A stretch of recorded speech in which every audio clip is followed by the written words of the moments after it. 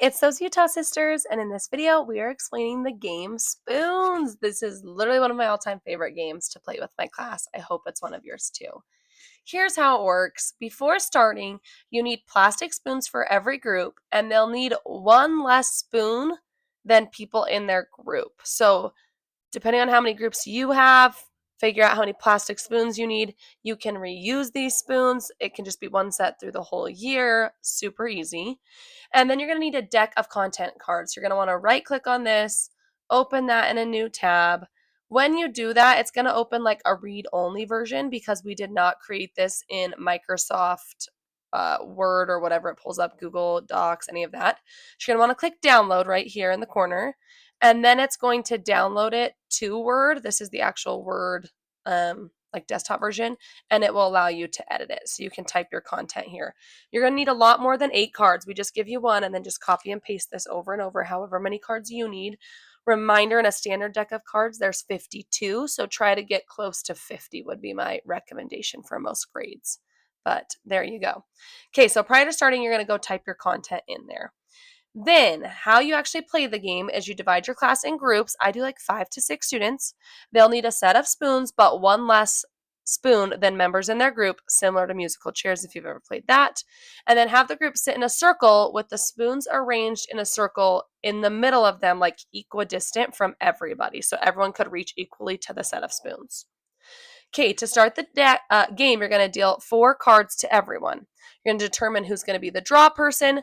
The draw person is going to have the deck of remaining cards that isn't passed out next to them. They'll draw a card, look at it, and then they must discard a card. When they discard, they'll pass it to the right.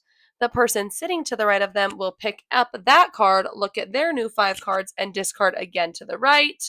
And this continues with everybody getting a new card and choosing what to discard. Nobody should ever have more than 5 cards in their hand at a time because they're about to discard one. The person at the very end is going to start building a discard pile next to them. It will kind of be next to the draw pile, essentially, because you're in a circle. This game becomes really fun when somebody gets 4 of a kind. Example, they get 4 cards that all describe the same vocabulary word. When they have 4 of a kind in their hand, they quickly grab a spoon from the middle of the table. If anyone sees a spoon get taken, they also immediately want to grab a spoon. They do not need 4 of a kind. It's a free-for-all at that point. Eventually, all of the spoons will be taken, and one student is left without a spoon. The person who took the first spoon must show their cards and verify that they have 4 of a kind with their group. If they did, the person without a spoon lost, and they must stand up and move to a different group and find a new group to play with. If the person who took the first spoon was wrong, they lose, and they must move to a different group. Once somebody has left the group and somebody new has joined the group, you shuffle, deal, and start a new game. I'm going to quickly show you an example because sometimes seeing an example of this makes more sense. Like I said, I taught math. And so, well, I still do teach math, but just a different grade level. These were mine. We were practicing exponents. So like 2 to the 4th power is the written out form of it. 2 to the 4th power is the simplified form. 2 times 2 times 2 times 2 is the expanded form. Base 2 exponent 4 is like classifying each part. That's a 4 of a kind in my class. So my cards looked like this. And then we would shuffle them all up, and they were trying to get 4 of a kind. And this is how many we played with right there. So that's a great example of it in my math class right there. Going back to frequently asked questions and tips, the person to the left of the draw person, like I said, will be the last person. They'll discard to nobody else, so they should start making their own discards. There is a chance that the kids will go through all of the deck before somebody gets 4 of a kind. If the draw person runs out of cards, they will then just grab the discard pile and start drawing from there now.